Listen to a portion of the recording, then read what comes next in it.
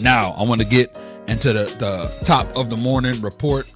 And normally you already know what we talk about is like, trending news, something that's happening in sports, culture, entertainment, or music. But today I got to talk about something that really affects all of us. And whether people realize it or not, it affects all of us.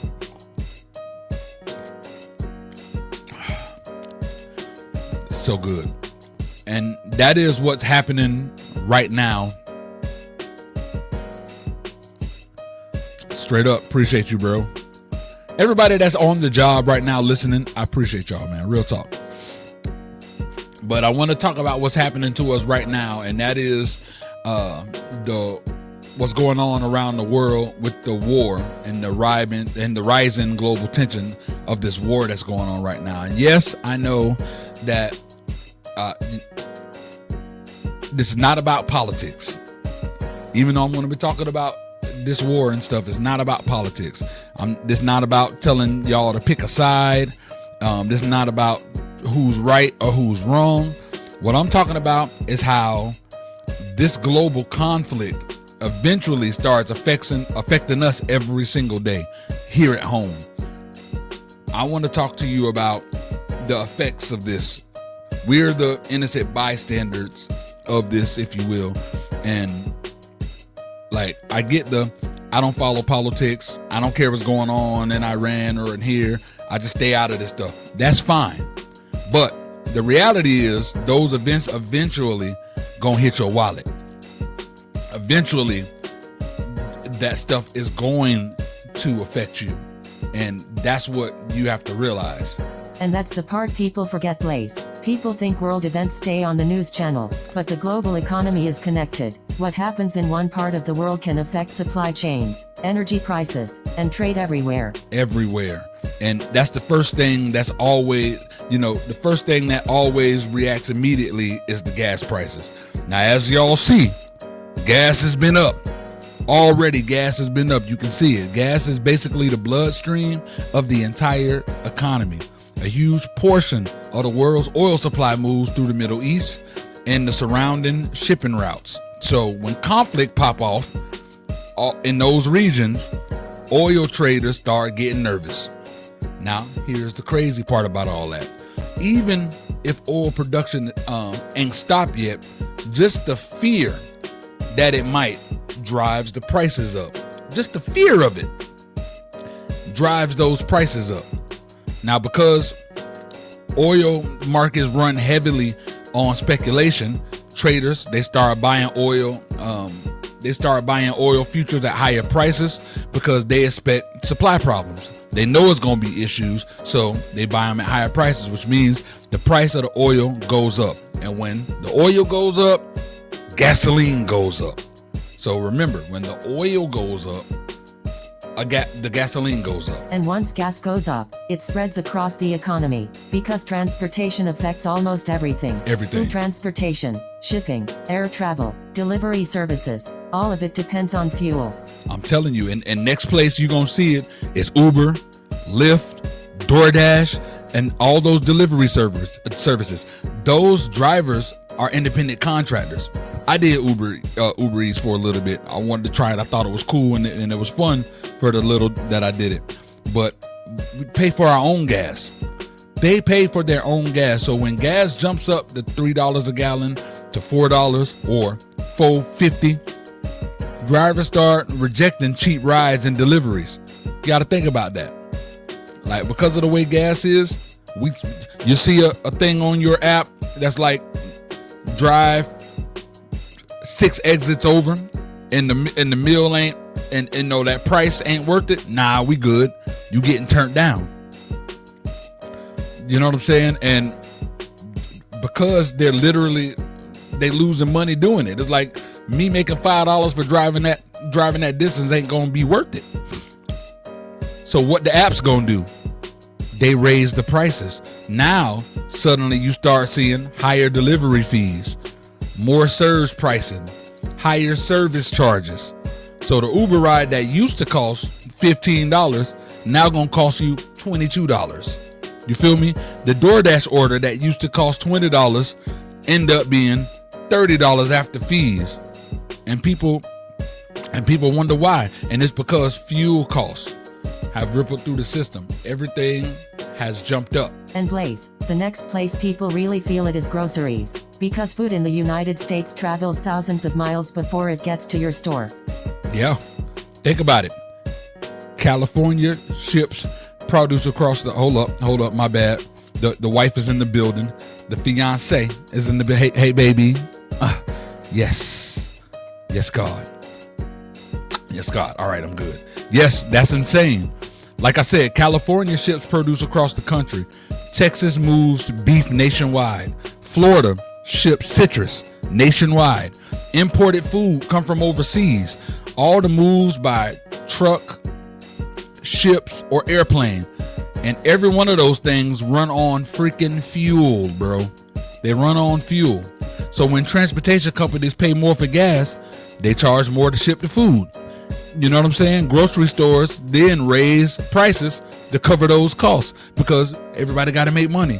Now, the same grocery cart that used to cost you $200 might cost you $240 or $250. Same food, same cart, just more expenses. And that doesn't just affect groceries. It also affects construction and housing, because building materials rely on global supply chains too. Yeah. So if you're a constructor, you're building your own house, you're out there building stuff. Like if you're building a house or renovating something, like war can mess with supply chains for materials like steel, copper, aluminum, construction equipment. See, nobody think of that. Those materials are often from global mining operations and international shipping routes. So think about that. Those things are stuff that like we ain't thinking about that in our normal. Those costs gonna be the cost. But no, if shipping lanes become unstable and countries restrict them exports, guess what? The supply drop. And when the supply drops, but the demand for those supplies stay exactly the same, prices go up. So contractors pay more for materials, which means home costs more to build. When you want to build a home now, it's gonna cost way more to build. Renovations cost a whole lot more. And those costs get passed down to who? The buyers and the homeowners. You see how that all works? It's crazy. Another industry people don't think about is electronics. Phones, computers, TVs, gaming systems. All of that depends on materials from around the world. Facts. Air travel is another area people notice. Fuel is one of the biggest expenses airlines have. Yeah. Jet fuel prices rise with oil prices. You feel me? So airlines respond to that by, guess what? Raising the plane tickets. Now those tickets are higher because look, adding fuel surcharges, charging more for the baggage, reducing certain routes. That $220 flight that you were planning to take suddenly is now $300. Not because the airline feel like being greedy. It's because fuel just got more expensive. So they need to raise the price so they can continue to maintain.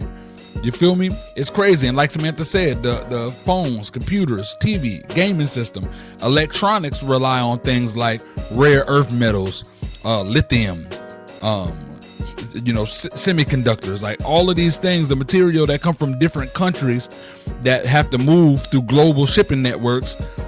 All of those are disrupted now because a conflict like a freaking war. You know what I'm saying? Those costs increase. Now we saw that during the pandemic, with the chip shortage. Now this war is creating those similar disruptions, which mean electronics eventually get more expensive. Insurance companies also react to instability. Shipping companies operating in conflict zones face higher risks. Insurance companies adjust their prices when the risk increases. So shipping insurance goes up. Cargo insurance goes up. Business supply chain insurance goes up. You feel me? And once again, those higher costs ripple across industries and reach who? Us, the consumers. Now those products cost higher. Now here's the big picture, and this is the piece that people really need to understand. War is extremely expensive. The United States has already spent billions of dollars in just this past week supporting the military operations and aid. And I think I want to say, y'all fact check me, but I want to say it's around that 16 to 17 billion dollar mark. Billions, not millions, billions in just this past week. So they're paying this per week. The government don't just have unlimited money sitting around. That money got to come from somewhere, which means budgets get stretched. So eventually, politicians start making decisions about where the money goes.